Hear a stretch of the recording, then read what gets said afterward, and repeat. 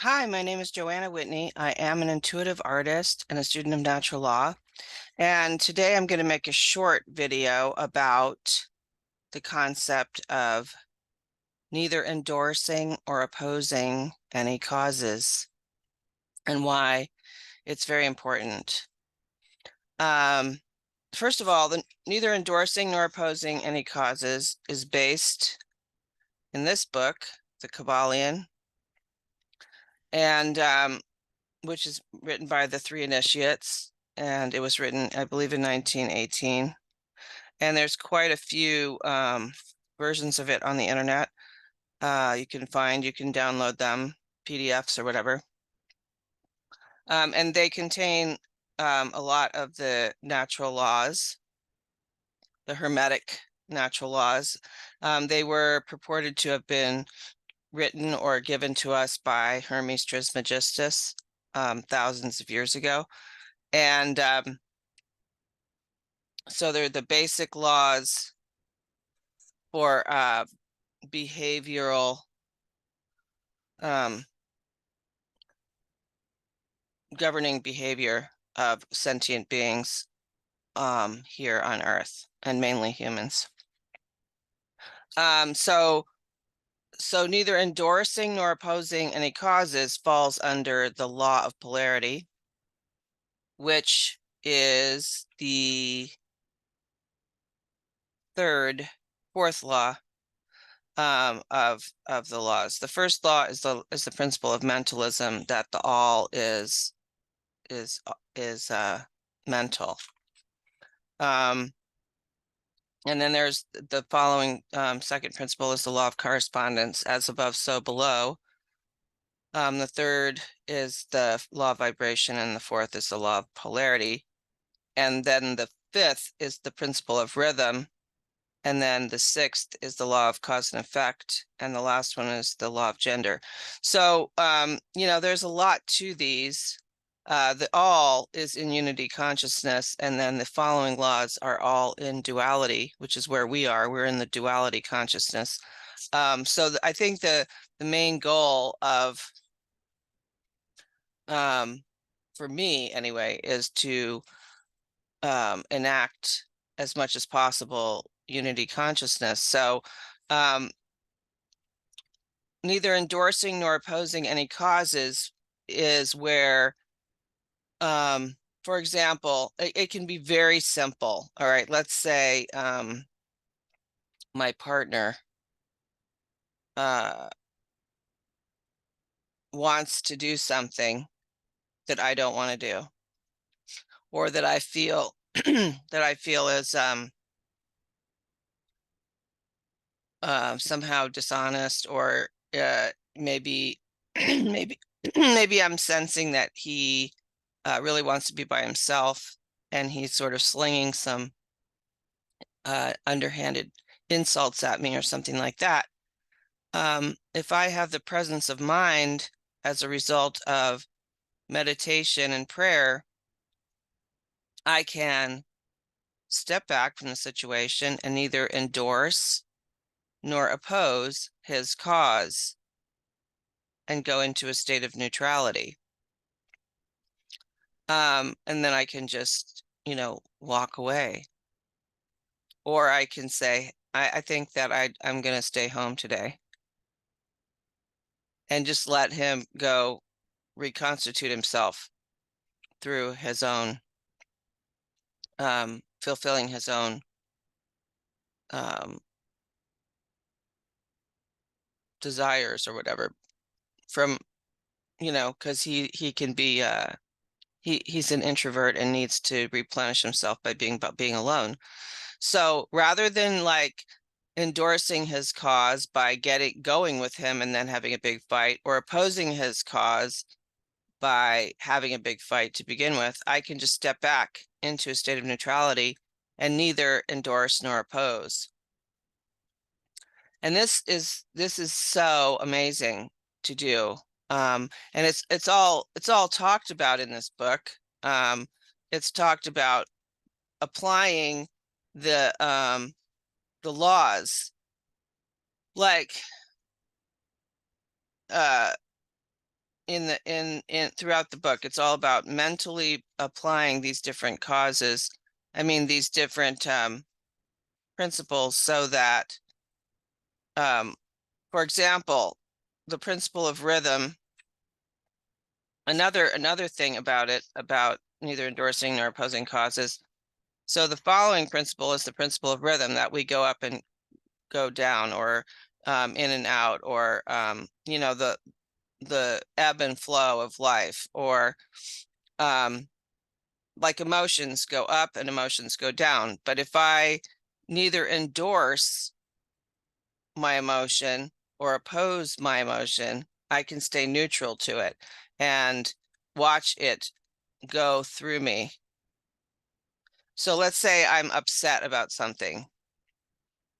I can observe my upset and see, like I've said before, I use sovereign communication, where I observe where in the situation I have been selfish, what I want, where I have been dishonest, how I have maybe lied by omission, or committed a lie, or where I've been playing God in the situation, where I have been self-seeking, like where I've been manipulative in the situation, or where I have been afraid of not getting what I want or losing what I have.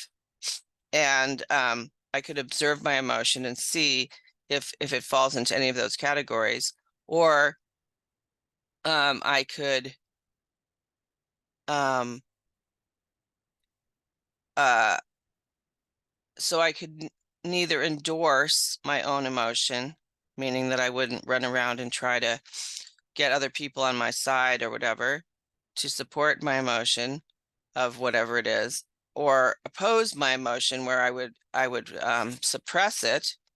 I could just feel it, maybe journal with myself, or pray, meditate, um, see if I owe a an apology to someone, and then move on. That's basically how to use these.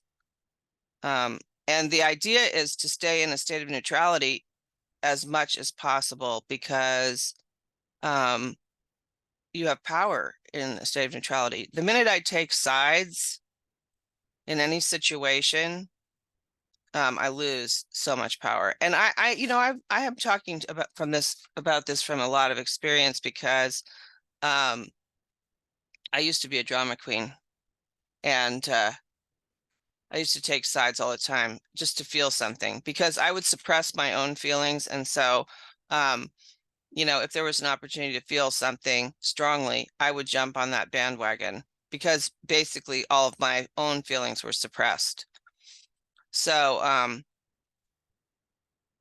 through different processes, including the latest one, the emotion code, I've been able to release trapped emotions, and I find myself more and more in a state of neutrality, which is really much better for my gut health and my nervous system. And we're applying this, neither endorsing nor opposing any causes, in the NVC practice group on Wednesday nights. And in other words, we're not taking sides in anyone's drama, so that we can facilitate the process. And this all started the first time we tried to do this. Someone came and they had their point of view. Well, this is going to combine another concept that we're coining sovereign safety. So the first time we tried to do this, someone came and they had a beef with someone who was at the group, and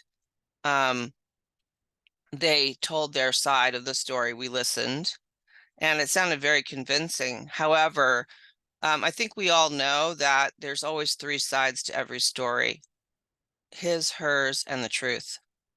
So we heard his side of the story, and the person with whom he had the beef opted out. She opted not to participate for whatever reason. And although that was somewhat disappointing, I guess, to some of us,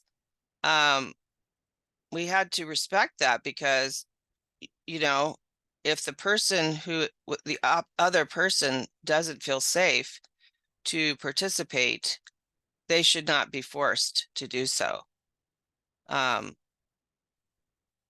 Sometimes I've observed, since we've been doing this now for about 2 months, sometimes it may not behoove the two people to work it out. If the one person, um,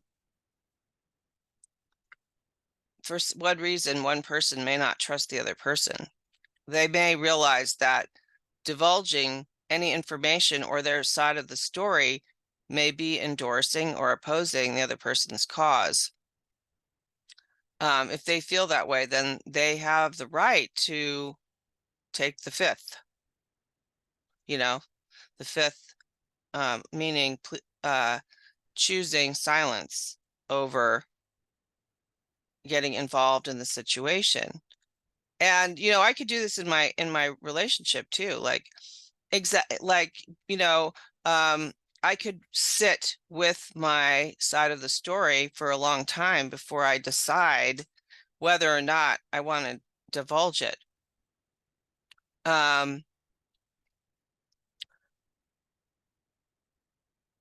have to trust the person in order to want to divulge my side of the story. And if I've lost trust and I don't feel like I'm going to regain it, I may decide that holding my side of the story is neither endorsing or opposing their cause, and therefore is the best course to take. Of course, the relationship will probably end at that point, but it doesn't have to be uncivil. I mean, it's always possible to not be in intimate relations with other people and still be able to maintain civility. That is extremely possible. I mean, it's just common courtesy, that how to treat each other with common courtesy. And if you've observed another person and have noticed that they do the same thing over and over again, expecting different results, and that they're not aware of their behavior, and you can see that they're still using you or thinking of you in the same way in the past, that has gotten you into trouble, and you've observed the trouble, you can step back from that person, but you can still be in community with them. You just treat them as if you don't know them very well. You smile at them and you exchange pleasantries, and then you move on. This is completely possible and should be practiced. There's no reason, just because two people have discovered that they are incompatible, why they can't be in community together. This is we're going to have to be doing this, because we're just learning about one another, but at some point we have to learn how to get along with each other and live together. But as someone recently posted on the Freedom Cafe, I think they posted something like, peace is when you can play in the sandbox together, even if you don't agree with one another. I can be over in my corner of the sandbox and they can be over in their corner, and we might see each other and exchange pleasantries or a smile of acknowledgement, but we can't really be close friends because one of us doesn't trust the other based on experience. We don't have to just all be super good buddies in order to be in community together. I think this is a misnomer, that we think we all have to love each other. I mean, we do. See, love thy brother as thyself, right? However, you have to be discerning and decide who's going to be in the inner circle and who's going to be not in the inner circle. But just because someone's not in the inner circle doesn't mean you have to treat them like Dookie. You can still be nice to them. You're just not going to tell them your intimate details because maybe you know that it's going to end up on the front page of the New York Times, you know? Um, people are in different levels of their path, and we all have to be discerning about where other people are at. So neither endorsing or opposing their cause doesn't mean that you can't be pleasant. And calling sovereign safety means in community that I'm just not going to divulge my intimate details with a person I don't feel is mature enough to handle them. However, I don't have to be mean. I don't have to be unkind. I can just go back to business as usual and keep my intimate details to myself, work it out, and look at for myself where I can avoid situations like that again. Like, what did I do to get myself into that situation? That's what I have to look at is what did I do to get myself into that situation so that I can avoid it in the next time. And I do personal self-reflection, and I do look at what I've done in the past. And sometimes what I've done in the past is just ignored what I call red flags that end up biting me in the butt later. But see, there's nothing really I can do about that. Like, I can't say to the person, "Oh, I'm sorry, I ignored a red flag that I saw about you." Then I'm going to be causing them harm. I really just have to step back and say to myself, I ignored the red flags about this person and it ended up biting me in the butt. So hopefully I won't do that again. And what was the motive behind that? You know, um, I mean, I show up. My motive behind it is that I can be very naive.